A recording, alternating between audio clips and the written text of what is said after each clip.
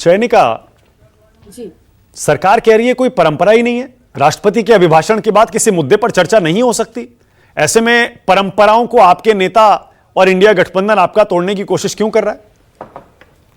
देखिए, मुझे लगता है कि सरकार कभी भी पिछले 7-10 सालों में जो सरकार रही उसका ये तरीका रहा है कि वो विपक्ष को हमेशा ही इग्नोर करके चली है, जबकि सरकार का हमेशा दायित्व होता है कि वो विपक्ष को बात करे, उसके साथ में सहमति जताए।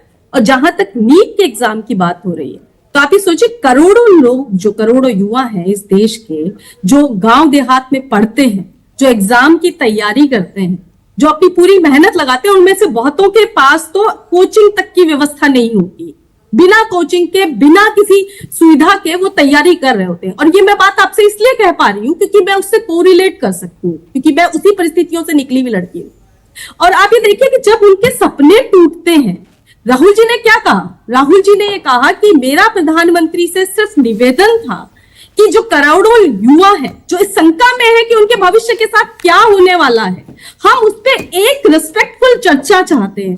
हम चाहते हैं कि देश के युवाओं को ये संदेश जाए कि सरकार और विपक्ष दोनों उनकी समस्या को लेकर के गंभीर है। इसमें कहां सरकार को या प्राइम मिनिस्टर को या भाजपा को एक राजनीति दिखती है? क्यों वो करोड़ों युवाओं के बारे में बात करने के लिए तैयार नहीं है? या कारण ये तो नहीं है कहीं कि भाई एनटीए तो भाई यूपीए के टाइम तो बना नहीं था। यूपीए के टाइम बना होता तो बड़े आराम से कह दिया गया होता कि भाई ये तो 2014 में बना था, हमें क्या पता। ठीक है ना?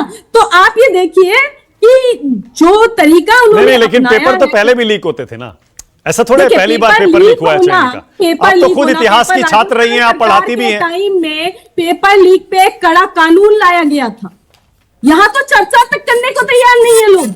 वहां एक कड़ा कानून लाया गया था जिसमें आजीवन कारावास का प्रावधान तक था, करोड़ों रुपए का जुर्माना तक था। तो आप एक तरफ सिंसियरिटी देखिए, मैं ये नहीं कहती कि अपराध नहीं होते, अपराध होते हैं, लेकिन अपराधों के प्रति सरकार का रवैया क्या है वो महत्वपूर्ण होता है। अच्छा, ये जो माइक बंद किया गया, करने के लिए भी तैयार नहीं। ओके, जो राहुल गांधी का माइक बंद किया गया, इस पर स्पीकर ने खुद कहा मेरे पास कोई बटन नहीं होता है।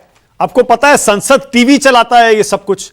ऐसे में सरकार पर ये आरोप लगाना सही है क्या कि राहुल का माइक बंद कर? एक चीज बताइए, ये कैसा इत्तेफाक है कि माइक हमेशा राहुल जी का बंद होता है, कभी प्रधानमंत्री जी का तो बंद होते देखा नहीं हमने।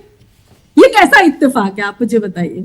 या कोई विशेष प्यार है राहुल गांधी जी से उस माइक का कि वो सिर्फ उन्हीं के सामने बंद होता है, प्रधानमंत्री जी के सामने बंद नहीं हो? अच्छा, खरगे जी वेल में क्यों चले गए? खरगे जी वेल में क्यों गए, क्या जरूरत थी बताइए? नेता है वो सदन के, कांग्रेस के अध्यक्ष हैं, उनका वेल में जाना। खुद ही बताया कि वो क्यों गए। पर मैं एक चीज यहाँ पे कहना चाहूंगी कि धनखड़ साहब ने कहा कि ये संसदीय इतिहास में काला दिन है। वाकई में काला दिन है कि एक वरिष्ठ सांसद को आपका ध्यान आकर्षित करने के लिए वेल में जाने की जरूरत पड़ी।